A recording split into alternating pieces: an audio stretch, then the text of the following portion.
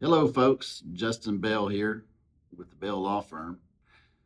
Today, we wanted to discuss what is a preliminary hearing and why is it important. Um, for those of you who don't know, usually a criminal case it'll start out in General Sessions Court. Now that's different than criminal court. General Sessions Court is where the judge is there to determine whether probable cause exists for that a crime was committed. Okay. And if a person is having a hearing, which is called a preliminary hearing in a General Sessions Court, the state, it's their obligation to put on proof or evidence that the crime that this person is charged with actually occurred. So, why is it important? Well, it's the first opportunity that you actually have to win your case. So that's a big deal.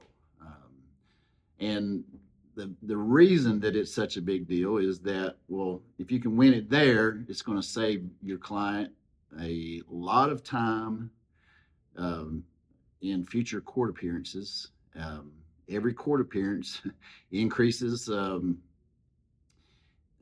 increases court costs, and then also if your case winds up getting bound over, it's going to go to criminal court. We'll talk about why um, that matters in just a few minutes. But first off, back to why it's such a opportune time to win your case or to get it resolved. So first off, when you have a preliminary hearing, this is a very key opportunity where the important or key witnesses that the state is going to bring, they will usually be the ones that are going to testify at this hearing. So we know that we have an opportunity that we can lock in important testimony at that time that the state may not be prepared for. Okay, because oftentimes the state, they think, well, this is just a little old preliminary hearing, and all we have to do is meet probable cause to get it bound over to the grand jury. No big deal. Just go through the little story, and that'll be that. Well, that's not what we believe at the Bell Law Firm. We do everything we can to attack whether probable cause was ever established. And at a preliminary hearing, that's the most ideal time to do that. So when we get that testimony locked in, well, later on down the road, they can't correct it and go back and fix all the little issues that are in the case. So, like I said, what's the key? A lot of attorneys, they think, well, I remember when I first started, I said, oh, I'm going to get this case dismissed. And a lot of these attorneys, old seasoned veterans at the time, told me that, well, if you think you're going to get a preliminary hearing or a case dismissed at a preliminary hearing, you're going to be very disappointed almost all the time. Well, in my mind, I said, well, if that's what you think, you're beat before you start. And so I have always been of the mindset that I need to do what's in my client's best interest. And that's what a professional does. Well, what's in my client's best interest is always to either, well, I shouldn't say always, it's almost always to get their case dismissed at a preliminary hearing stage or at least to resolve it um, at a general session stage. So the what I was talking about as far as a lot of these attorneys, they don't think that they can get a case dismissed. Well, they'll go in and even argue, well, it's such a probable cause, it's such a low burden. I almost cringe when I hear them say that at a preliminary hearing, arguing to a judge. It just, I don't understand it. it's not a low burden. It's lower than beyond a reasonable doubt, but it's not a low burden. It means that it's more likely than not that something happened. Now, if we can show that probable cause was never established, well, it's highly likely that case is going to be dismissed. I mean, if the arrest was invalid, then everything else that follows will likely be held invalid too. So that's why it's so important to not only be prepared for when it comes to having a preliminary hearing, but have everything ready. As far as we know that certain witnesses, especially officers, they have been through experiences and they know how to get past certain questions to get to their ultimate goal, which is to get that case bound over. All right. Once that case gets bound over to the grand jury, we don't know what's going to happen because the defense or nobody from the defendant nor his attorney, nobody from the defense can go and be present during presentment of the case to the grand jury. So we have no idea what evidence the state's going to present.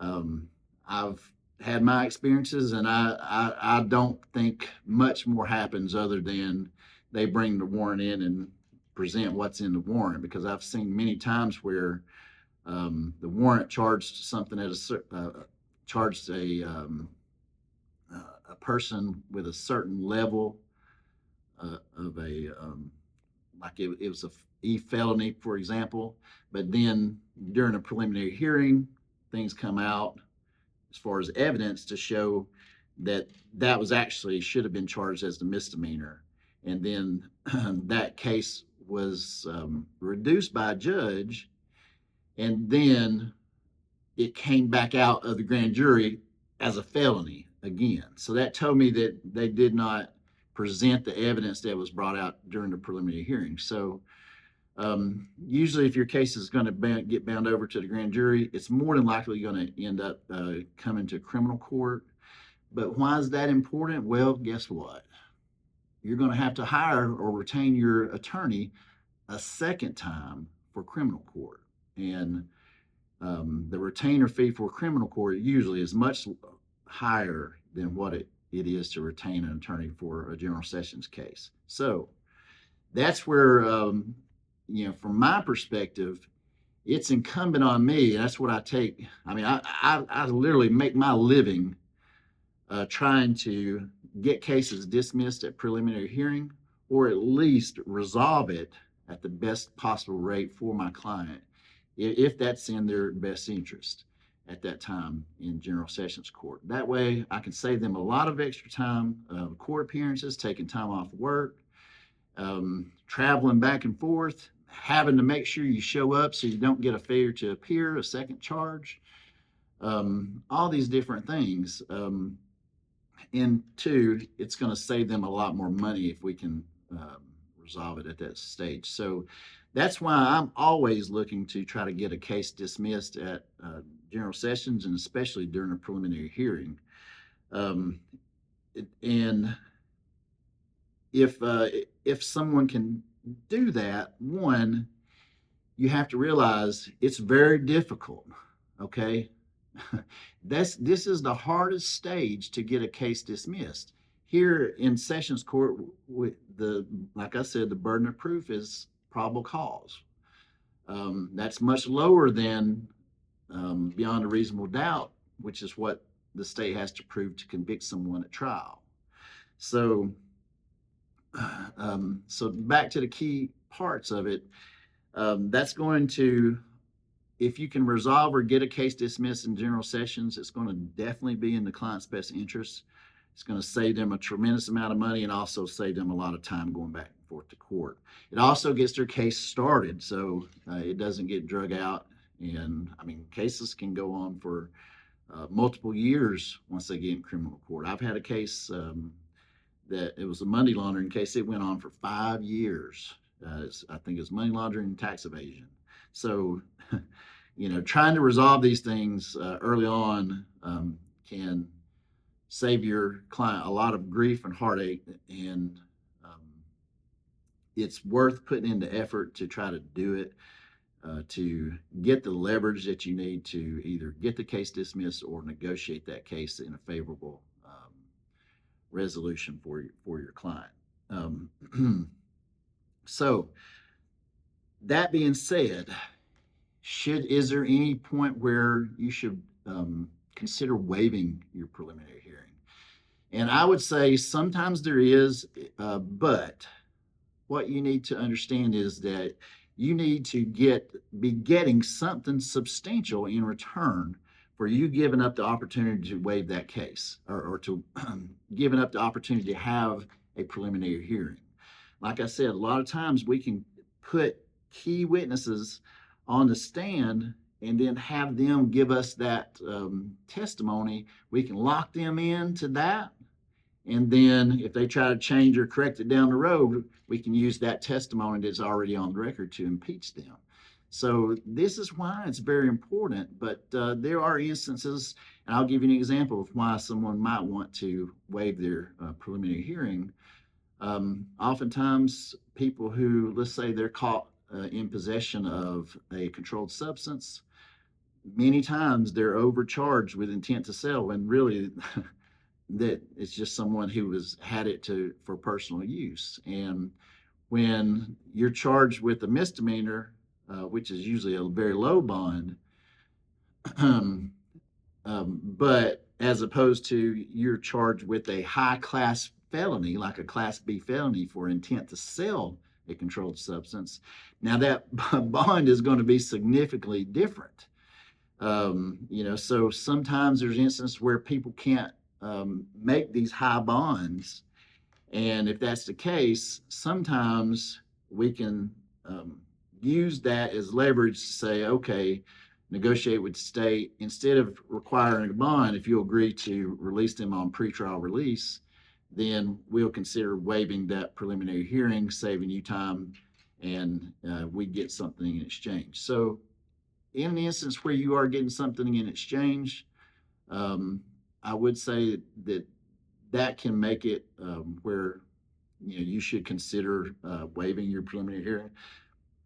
But if you're not getting something in exchange, or you're not getting some benefit from it, it's usually always a good idea to take advantage of your preliminary hearing at the General Sessions level and the General Sessions Court. So hopefully that gives you a little idea or puts it in perspective as to what the benefits of having a preliminary hearing, what it is, and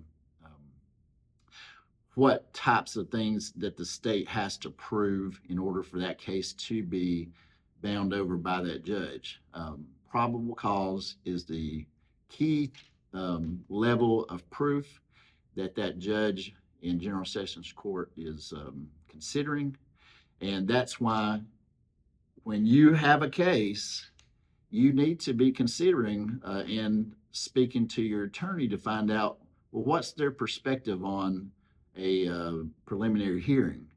What is their experience or record in getting cases dismissed at a preliminary hearing? Because an attorney who is, and I'm going to tell you, there's differences in attorneys.